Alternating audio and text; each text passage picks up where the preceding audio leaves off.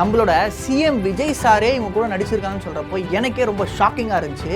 அது மட்டும் இல்லாமல் இவங்கள மாதிரி ஒரு பெரிய ஆக்ட்ரஸ் அந்த டைமில் நிறைய பண்ணுறதே ரொம்ப கஷ்டம். அண்ட் அது மட்டும் இல்லாமல் ஒரு ஸ்டீரியோ டைப்டான ஒரு விஷயத்தை, அதாவது வந்து கலராக இருக்கவங்க தான் ஆக்ட் பண்ணணும், கருப்பாக இருக்கவங்க ஆக்ட் பண்ணக்கூடாதுன்னு சொல்லி அப்போ அந்த டைமில் வந்து ஜென்ஸுக்கே இருந்துச்சு. ஆனால் ஒரு லேடி அந்த ஸ்டீரியோ டைப்பை பிரேக் பண்ணி ஃபுல்லாக வந்து ஒரு பெரிய ஆக்ட்ரஸாக வந்திருக்காங்க. இப்போ கூட அவங்க பேரை சொன்னால் கண்டிப்பாக எல்லாருக்குமே தெரியும், சின்ன குழந்தைங்களுக்கு கூட கண்டிப்பாக தெரியும். அந்தளவுக்கு ஒரு ஃபேமஸான ஆக்ட்ரஸ் தான் அவங்க யார் என்னன்றதை வீடியோ ஃபுல்லாக பார்த்து தெரிஞ்சுக்கோங்க.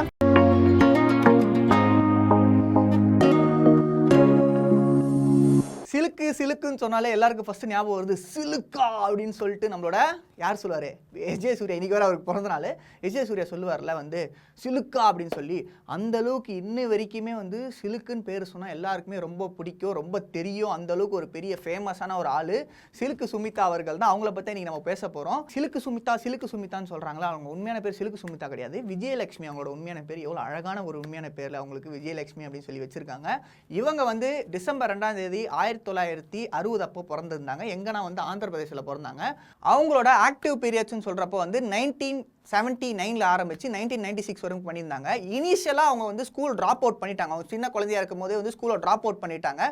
சினிமா இண்டஸ்ட்ரிக்குள்ள எப்படி ஃபர்ஸ்ட் வந்தாங்கன்னா பார்த்தீங்கன்னா, அவங்க வந்து என்ன பண்ணியிருந்தாங்கன்னா வந்து ஃபர்ஸ்ட் டச்சப் ஆர்டிஸ்ட் இருந்தாங்க, மேக்கப்போட டச்சப் ஆர்டிஸ்டாக இருந்தாங்க. அதுக்கப்புறம் தான் வந்து கொஞ்சம் கொஞ்சமாக பண்ணி ஃபர்ஸ்ட் படம் வந்து எப்போ பண்ண ஆரம்பிச்சாங்கன்னா 1979 வண்டி சக்கரம் அப்படின்னு சொல்லி ஒரு படம் பண்ணியிருந்தாங்க. 1979 1996 வரைக்குமே அவங்க ஒரு பெரிய ஆக்டிவ் இயர்ஸ், அவங்களுக்கு செம்ம பெரிய ஆக்ட்ரஸாக இருந்தாங்க. அண்ட் அது மட்டும் இல்லாமல் நான் முன்னாடியே சொல்லியிருந்தேன்ல, ஒரு ஸ்டீரியோ டைப்பை உடைச்சாங்க. எப்படி நான் வந்து அந்த டைமில் நீங்கள் எடுத்து பார்த்தீங்கன்னு வச்சுக்கோங்களேன், எல்லா ஆக்ட்ரஸுமே வந்து நல்ல கலராக வெள்ளையாக தான் இருப்பாங்க. இப்போ கேஆர் விஜய் எடுத்திங்கன்னா வெள்ளையாக இருப்பாங்க, எல்லாருமே வெள்ளையாக இருப்பாங்க. அந்த ஸ்டீரியோ டைப்பை பிரேக் பண்ணி இல்லை dusky girls and dark skin கேர்ள்ஸாலையுமே நடிக்க முடியும் அப்படின்னு சொல்லி அந்த காலத்துலேயே அதை பண்ணி முடிச்சாங்க. அண்ட் அது மட்டும் இல்லாமல் அவங்க ரொம்ப ரொம்ப ஃபேமஸாக இருக்கிற ஒரு விஷயம் எதுக்கான வந்து அவங்களோட கிளாமரஸான ஆக்டிங்காக தான். நான் வண்டி சக்கரம் அப்படின்ற ஒரு படத்தை தான் வந்து 1979 மொதல் படம் பண்ணாங்கன்னு சொல்லிட்டு சொன்னாங்க. அதுக்கப்புறமே வந்து அவங்க நிறைய படம் பண்ணாங்க. பாயம்புலி, கோயம்புத்தூர் மாப்பிள்ளை விஜய் சார் கூட பண்ணியிருந்தாங்க. அண்ட் அது மட்டும் இல்லாமல் ரங்கா பண்ணியிருக்காங்க, சகலகா வல்லவன், அப்புறம் இந்த மாதிரி நிறைய படங்கள் எல்லார் கூடயுமே நடிச்சிருக்காங்க. இவர் கூட நடிச்சிருக்காங்க, நம்மளோட ரஜினி சார் கூட நடிச்சிருக்காங்க, கமல் சார் கூட நடிச்சிருக்காங்க, விஜய் சார் கூட நடிச்சிருக்காங்க, ஏன் நம்மளோட நடிகர் திலகம் சிவாஜி சார் கூடயுமே நடிச்சிருக்காங்க. இவங்களுமே நிறைய பேர் கூட நடிச்சிருக்காங்க. அவங்க வந்து தமிழில் மட்டும் தான் நடிச்சிருக்காங்களான்னு கேட்டால் கிடையாது. தமிழ், தெலுங்கு, மலையாளம், ஹிந்தி அப்படின்ற பல லாங்குவேஜ் நடிச்சிருக்காங்க. கிட்டத்தட்ட 450 அது படங்களுக்கு மேலே 450 மூவிஸ்க்கு மேலே வந்து அவங்க படம் பண்ணியிருக்காங்க. அது ப்ளஸ் தான், 450ன்றது அப்ராக்சிமேட் தான், எக்ஸாக்டாக கிடையாது. 450+க்கு மேலே அந்த அளவுக்கு நிறைய படங்கள் பண்ணிக்கிறாங்க. அண்ட் அது மட்டும் இல்லாமல் அவங்களோட டான்ஸ்க்கு நிறைய பேர் அந்த டைமில் செம்ம ஃபேன்ஸாக இருந்தாங்க. ப்ளஸ் ஏன்னா அந்த அளவுக்கு கிளாமரஸ் ரோல் பண்ணுவாங்க.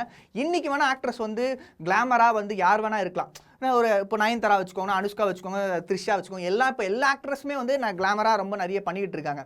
அப்படி இருக்கிறப்போ அந்த காலத்தில் வந்து இந்த கிளாமரஸ்க்கு விதை நான் போட்டது அப்படின்னு சொல்லி சிலுக்கு சுமிதா அந்த டைம்லேயே வந்து ரொம்ப கிளாமராக நடிச்சிருந்தாங்க. என்னதான் அவங்களுக்கு வந்து ரொம்ப பெரிய ஃபேமஸ் இருந்தாலும் சரி, பெரிய லைம் லைட் இருந்தாலும் சரி, அவங்களோட பர்சனல் லைஃப்பில் ரொம்ப ரொம்ப ஸ்ட்ரகிள் பண்ணியிருந்தாங்க. என்னதான் அவங்க பர்சனல் லைஃப் ரொம்ப ப்ரைவேட்டாக இருந்தாலும் அவங்க கடைசி வரைக்கும் என்னென்னா வந்து அவங்க ஃபினான்ஷியலாகவும் சரி, பர்சனல் லைஃப்பும் சரி ரொம்ப ரொம்ப கஷ்டப்பட்டுட்டு இருந்தாங்க. இந்த மாதிரி நிறைய விஷயங்கள் அவங்களுக்கு இருந்தப்போ வந்து இருந்தாலும் பரவாயில்லன்னு சொல்லி 1990s, அதாவது 1990ஸ்லையுமே சரி 1980ஸ்லையுமே சரி ரொம்ப ஃபேமஸாக அவங்க நடிச்சுட்டே வந்திருந்தாங்க. அதாவது தமிழ், தெலுங்கு, மலையாளம் சொன்னல, நம்ம சிஎம் சார் விஜய் இருக்கார்ல, நம்ம சிஎம் சார் விஜய் கூட வந்து 1996, அதாவது கோயம்புத்தூர் மாப்பிள்ளை படத்தில் வந்து அதுலேயுமே அவங்க நடிச்சிருக்காங்க. ஸோ அப்படி பார்க்குறப்போ வந்து இவங்க ரொம்ப நிறைய விஷயங்கள் பண்ணிகிட்டு இருக்காங்க. அண்ட் இவங்களோட லெகசியை பற்றி சொல்லணும்னு வச்சுக்கோங்களேன், சொல்லிக்கிட்டே போகலாம். என்னதான் வந்து நீங்கள் நினைக்கலாம் எல்லாருமே வந்து அவங்க ஒரு ஜஸ்ட் ஒரு ஆக்ட்ரஸ் தானே, ஒரு கிளாமரஸ் ஆக்ட்ரஸ் தானே அப்படின்னு சொல்லிட்டு நீங்கள் சொல்லலாம். பட் அதெல்லாம் தாண்டி இன்னி வரைக்கும் அவங்களோட லெகசி நின்று பேசுனா அவங்க பர்சனல் லைஃப்பில் அந்தளவுக்கு ரொம்ப நல்லவங்களாக இருந்திருக்காங்க. ஏன் ரீசெண்டாக கூட ராதிகா மேம் கூட வந்து சிலுக்கு மாதிரிலாம் யாராலையும் வர முடியாது, ரொம்ப நல்ல மனுஷங்க அப்படின்னு சொல்லிட்டு சொல்லியிருந்தாங்க.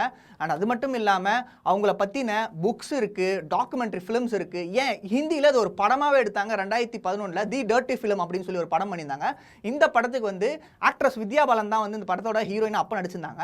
அப்போ அவங்க கிட்ட கேட்டப்போ வந்து சிலுக்கு சுமிதாவோட கேரக்டரை நான் ரீப்ரசென்ட் பண்ணி தான் நடிச்சிருக்கேன், எக்ஸாக்டாக இல்லைனாலுமே ரீப்ரசென்ட் பண்ணி தான் நடிச்சிருக்கேன், அது ஒரு ரோல் மாடலாக எடுத்து நான் நடிச்சிருக்கேன்.